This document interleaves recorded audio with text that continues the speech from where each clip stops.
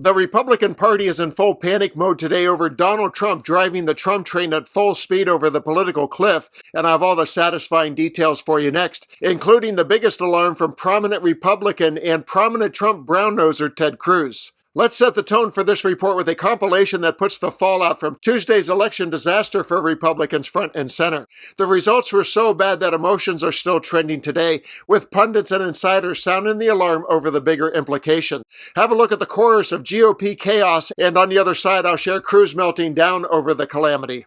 If there is any idea that Republicans are going to be able to outrun Donald Trump's low approval ratings, this says nuh-uh. They're going to be like impalas getting chased down in the African desert by a big lion. Trump told Republicans earlier this morning, according to a source talking to CNN, that Republicans are getting killed politically on the shutdown. Republicans would be the ones handing Democrats the victory by not passing our agenda.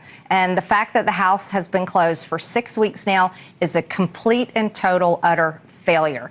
The shutdown was a big factor, negative for the Republicans. Now, the president, who has always been quick to sense what voters want to hear, seems to have picked up on the winning message for Democrats last night: affordability. The president came into office pledging to bring higher prices down, and today argued that things are better and that Republicans should be saying that more often. They have this new word called affordability, and they don't talk about it enough. The Democrats did, and the Democrats make it up because we took over a mess. It's going to be affordable again at a really record pace, and, other people are going to take credit. All the mayors and all the governors, they're going to say what a great job. They didn't do a damn thing. Something that might cause a problem for that is that grocery prices are actually up since President Trump took office back in January. Now, for Democrats, this momentum comes after a year where there was very little of it for their party. It's already jump-started conversations here on Capitol Hill tonight about what this could mean for next year's midterms. The Republican Party needs to get its shit together. ASAP. The Republicans like to lose. They enjoy losing. They enjoy when they are embattled and in a losing position and complaining. They love it. They do it really well. Less good at winning, especially when Donald Trump is not there to get them over the line. The Republican Party is not strong. Donald Trump is strong. Republicans don't know how to win. They don't know who to run. They don't know what to do when daddy's not there to fly them across the finish line. And that's just been so obvious. Meanwhile, Trump is all over the Middle East while people's groceries bills are still high. They're still dealing with inflation. They're suffering. Like, that's it. OK, we're focus on domestic policy and on making people's lives better.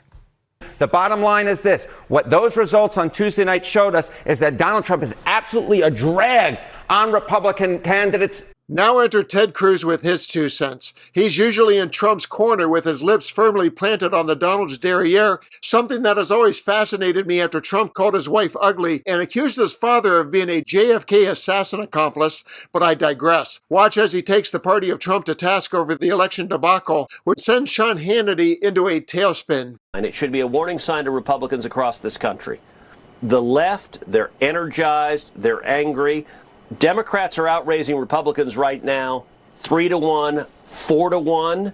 It is dangerous, and I think on our side, they're Republicans, and they're just people who are common sense in the middle, who I fear are feeling happy, are feeling potentially complacent. That is really, really dangerous. The left showed up in big numbers last night, and common sense conservatives did not. If that happens a year from now, we face disaster in the midterms. Okay. I don't feel as dire as you do. However, it is a cautionary tale always. And I think that you need to examine, you need reflection, introspection, course correction. And of course, the president laid the foundation for our economy to shift. I believe that will happen sooner than later. And when it does, there'll be a big story to tell there. The funny thing is, Democrats have not done anything different. They are still mired in dysfunction and despair. So everything that is happening right now is 100% on Donald Trump. People in the middle are souring on him, and those he could once count on are unmotivated. As the economy tanks and he tries to tell a different story, and people demand Epstein truth and he tries to squash that story, anti-Trumpism will continue to rise.